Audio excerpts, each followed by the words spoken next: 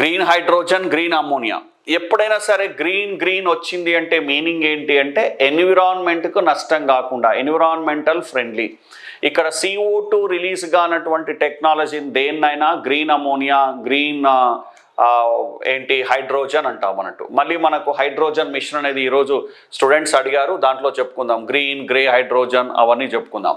ఇక్కడ green hydrogen అంటే ఏంటి అంటే CO2 విడుదల కాదు, లేదా సో హైడ్రోజన్ను తయారు చేసేటప్పుడు ఉత్పత్తి చేసుకున్నటువంటి విద్యుత్ శక్తి రెన్యూబుల్ ఎనర్జీతోని వాడుకుంటే దాన్ని కూడా గ్రీన్ అంటాం, గుర్తుపెట్టుకోండి. జనరల్ కాన్సెప్ట్ గ్రీన్ అంటే ఏంటంటే CO2 విడుదల కాకపోవడం.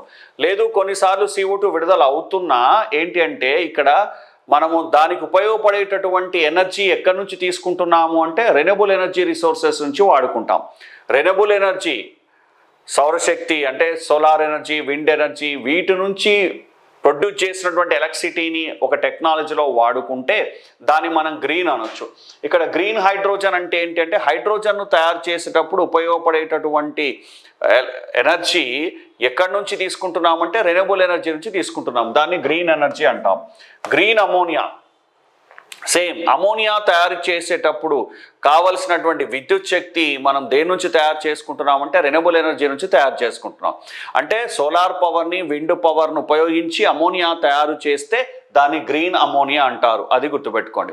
సో అమోనియాని మనం ఎలా తయారు చేస్తారు? నైట్రోజన్ ప్లస్ హైడ్రోజన్ ఉపయోగించి అమోనియాను తయారు చేస్తారు. అమోనియా యూజ్ ఏంటి తెలుసా డియర్ స్టూడెంట్స్? నైట్రోజన్ ఎరువులు తయారు చేయాలి అంటే అమోనియా కంపల్సరీ. హేబర్ ప్రాసెస్ ద్వారా N2+H2 = NH3 ద్వారా సో ఇక్కడ అమోనియాను తయారు చేస్తాం. ఈ హైడ్రోజన్ను కూడా గ్రీన్ హైడ్రోజనే. ఈ ప్రాసెస్ జరపడానికి కూడా ఏం వాడతాము? రెన్యూబుల్ ఎనర్జీ రిసోర్స్ నుంచి వాడతాము.